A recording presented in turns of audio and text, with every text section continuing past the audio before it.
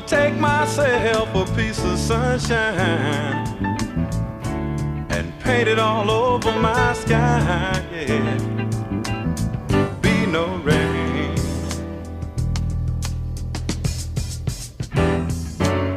be no rain.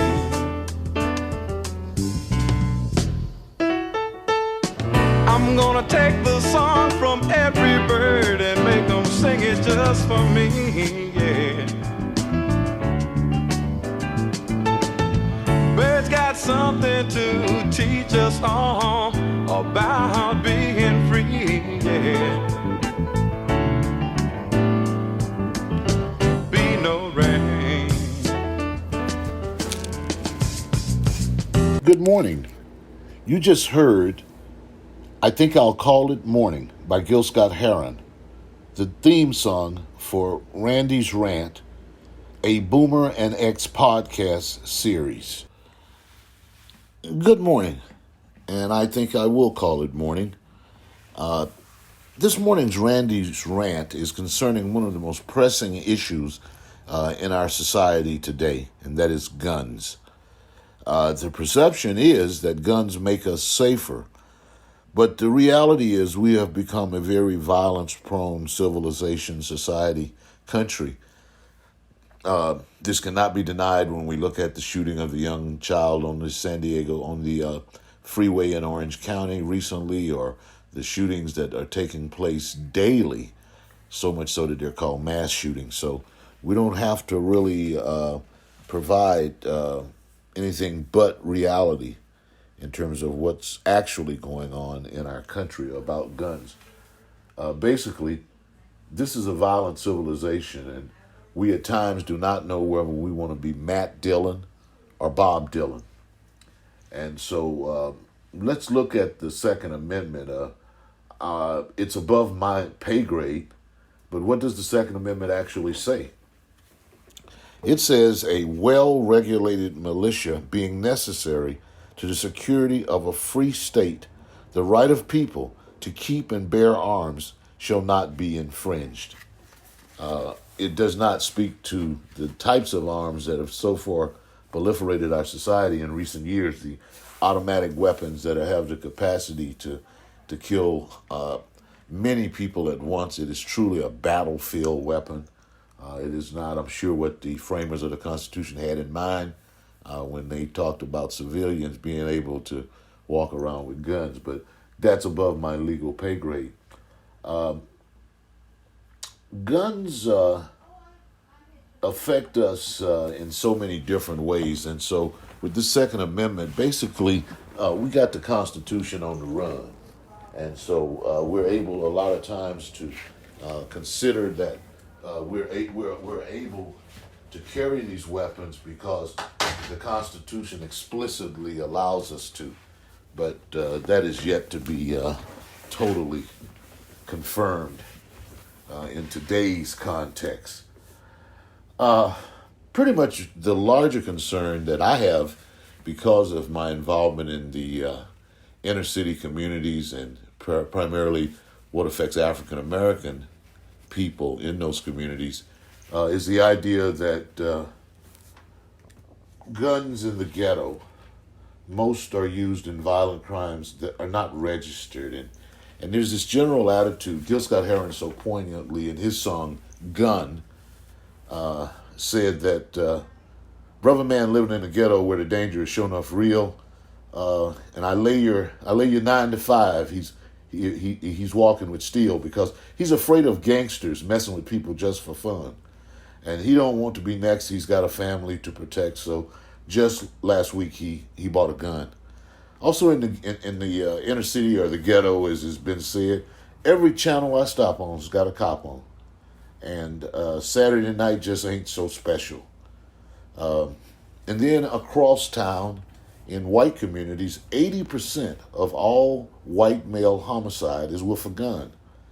Literally dying because of the Second Amendment. The dairy farmer killing himself because he lost the farm that had been in his family for 5 generations. As some have said, and as Gil Scott has said, as near as he can see, the philosophy seems to be when other folks give up their gun, I'll give up mine. From time to time, and really not time to time, every morning is sort of a running, not joke, but running statement. Who got killed in Shreveport? Shreveport is the third largest city in Louisiana after Baton Rouge and New Orleans, and it lays along the west bank of the Red River.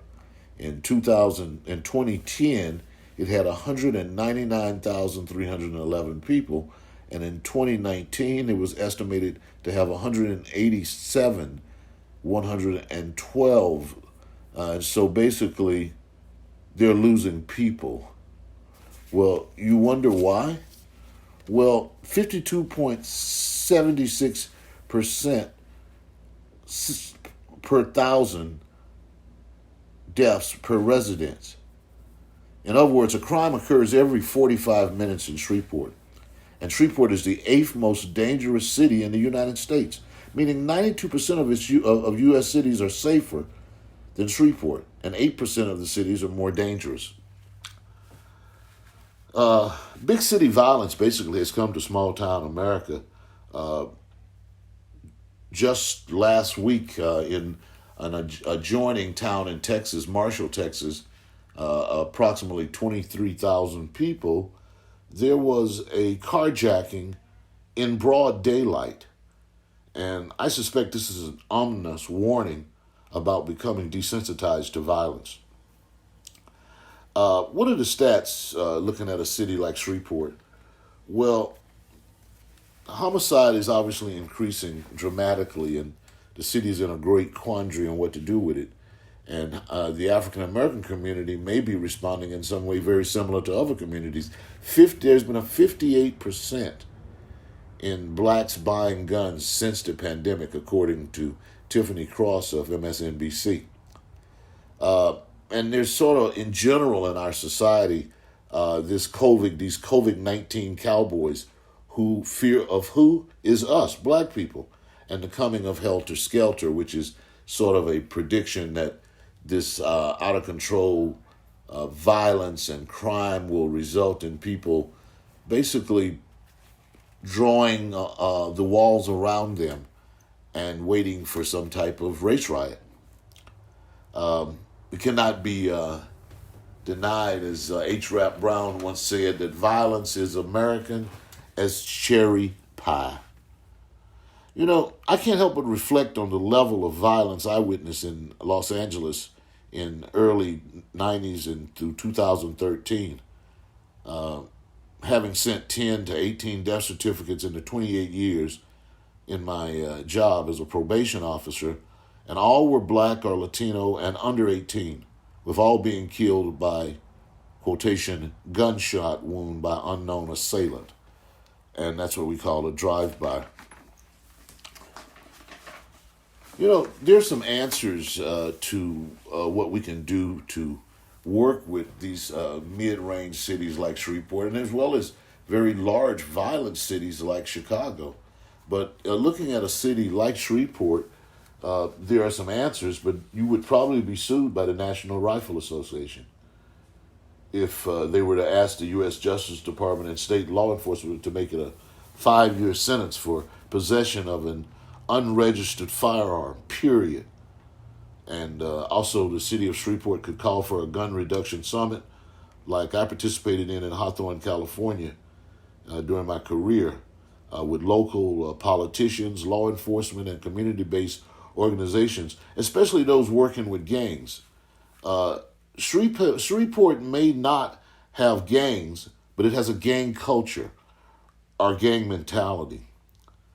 The next focus should be on the 18 to 25 stats on violent crime and start a long-term effort to develop youth empowerment in the city of Shreveport with a 5-year plan to raise high school graduation rates and directing those students afterwards to a extensive 2-year colleges in the area, also work with workforce boards in the area.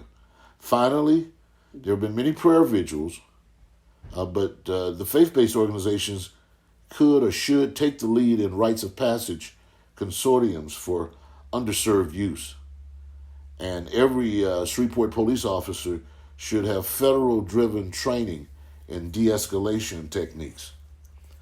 These are just some of the things this morning that I've identified as possible solutions, but also please do not be dissuaded that that nothing can be done, because if we do nothing, the same thing is going to continue.